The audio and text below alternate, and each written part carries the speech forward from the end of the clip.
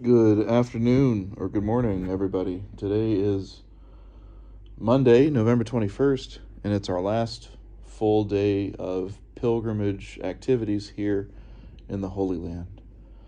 This morning, a few of us out of the group woke up and went to the Holy Sepulchre at 4 o'clock in the morning because the building opens at 4. And we were able to spend about 2 hours in quiet prayer and meditation in the various holy sites contained in the basilica. I spent quite a bit of time up the hill of Calvary, praying there in front of the site of the crucifixion, which was a beautiful experience and really one of the highlights of the trip. Following that morning excursion, we went back to the hotel and had breakfast, and then all of us as a group went to the portion of the western wall that is contained under part of the old city.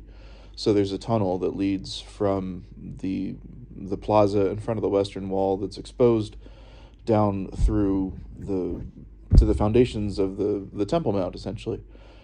And so we saw some of the earliest construction of the Second Temple, and were able to witness some of the construction techniques that they had in ancient times in the construction of the large edifice.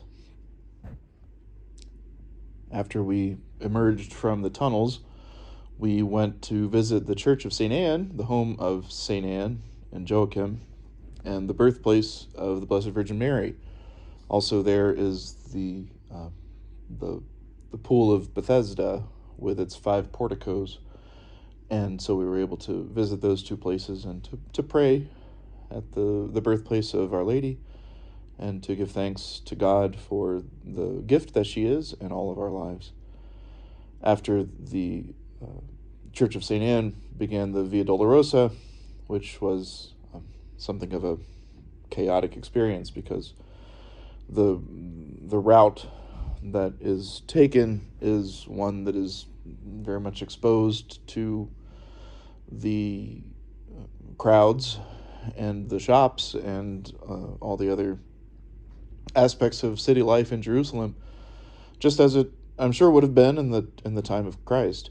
So in that sense, it paralleled very well with the sense, I'm sure, that our Lord had as he carried his cross through the streets of Jerusalem. Following the Via Dolorosa, we returned to the Basilica of the Holy Sepulchre, and after that we went to have lunch. After lunch, we went up to a panoramic view of the city of Jerusalem from the Mount of Olives. The Mount of Olives is also the site, of course, of the Ascension of the Lord, but the site of that is not particularly well known, although it was someplace there. So we were able to recall that. Following the brief excursion to the Mount of Olives, we went down to the Garden of Gethsemane, which unfortunately is closed for visitation, but we could view it from behind a grate. And then the Church of All Nations, which has a stone at which it's said that the Lord prayed, of course, on the night before he suffered.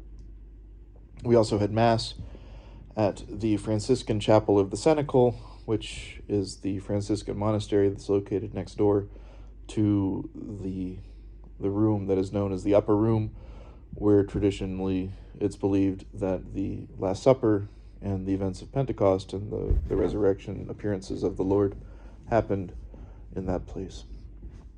It was a very full day, a very long day, especially for those of us who got up to go to the Holy Sepulchre before dawn, but it was a good day to end on a good note. We thank you for joining us on this virtual pilgrimage. It truly has been a privilege to pray for all of you at the holy sites that we visited. We really did remember you in all of our prayers at each of our masses, and we hope that you will pray for our safe travels tomorrow. We all look forward to being home and to seeing all of you once again. Thank you for having followed along, and I wish you all a very good night and many blessings.